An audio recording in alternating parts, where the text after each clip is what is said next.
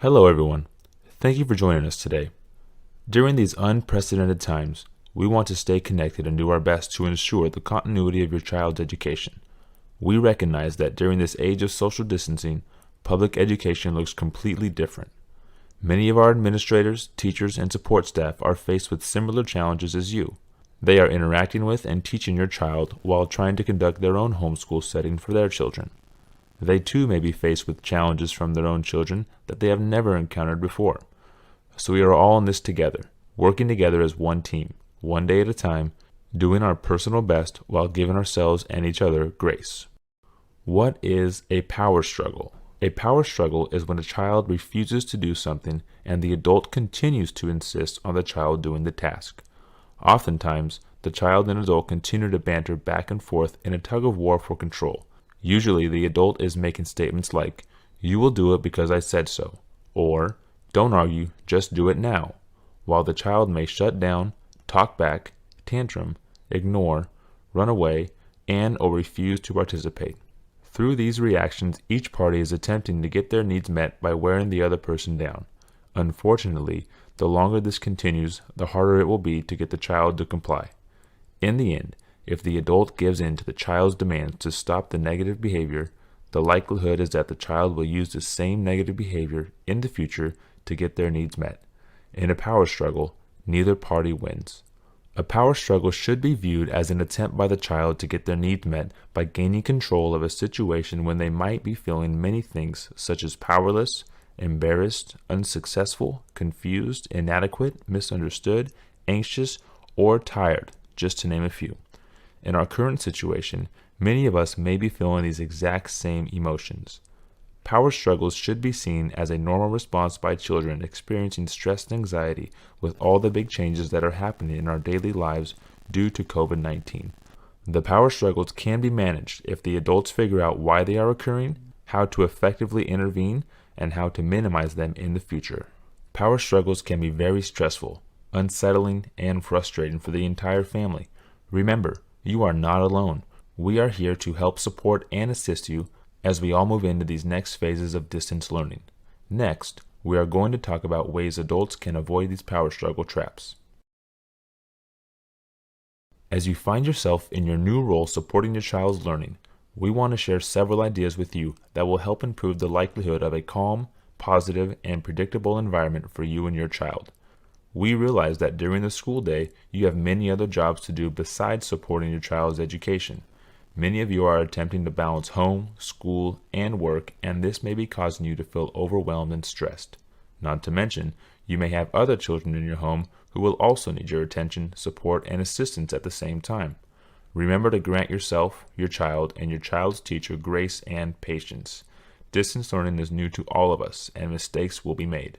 Hopefully, these simple tips will help support you and your child as you navigate new roles in your home. Set up a dedicated learning space. Set up a dedicated learning space that has little or no distractions and contains any supplies you think you might need for the day. Set a daily schedule with some input from your child. But stress to your child that they may need to practice flexibility just in case there are interruptions or a change in plans. In your schedule, remember to include not only the academic activities, but also independent learning, brain breaks, singing, meals and snack times, free play, quiet break times, supplemental learning, chores, art, baking, gardening, or playing games, just to name a few. At the beginning of each day, review school and home expectations and the daily schedule so your child would know what to expect, making their day consistent and predictable.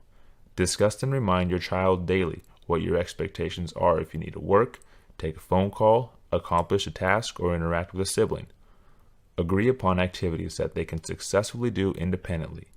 Remember, if there is a discrepancy between the adult's expectations and the child's performance, this can be frustrating for everyone. Monitor your child's ability to endure their focus and a calm body throughout the day. If your child is unable to stay in their seat and focus, a change in activity shouldn't be seen as a punishment, but as an opportunity for everyone to take a brain break, even if it is not in the schedule. Give children choices in their daily tasks and expectations.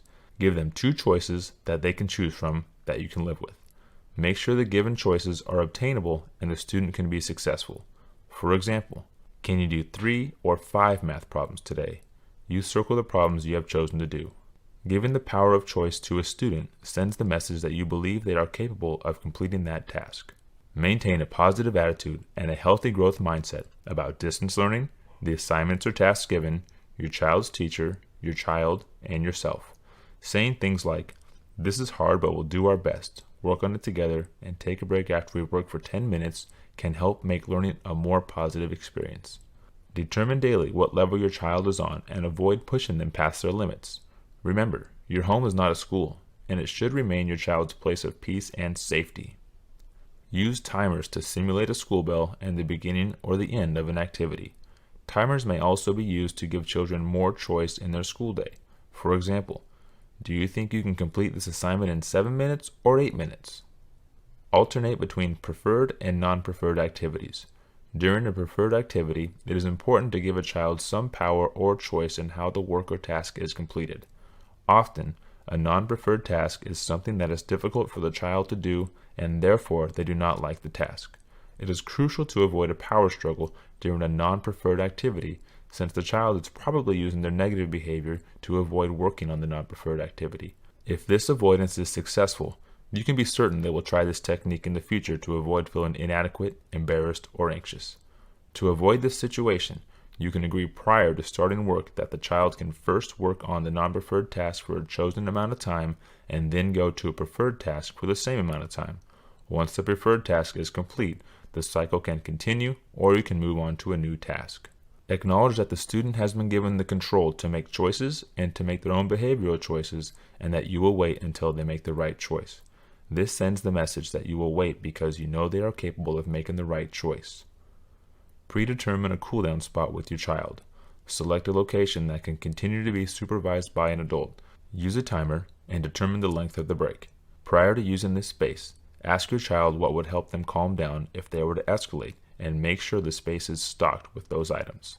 After the break, the child needs to return to the activity they were engaged in prior to taking a cool-down break.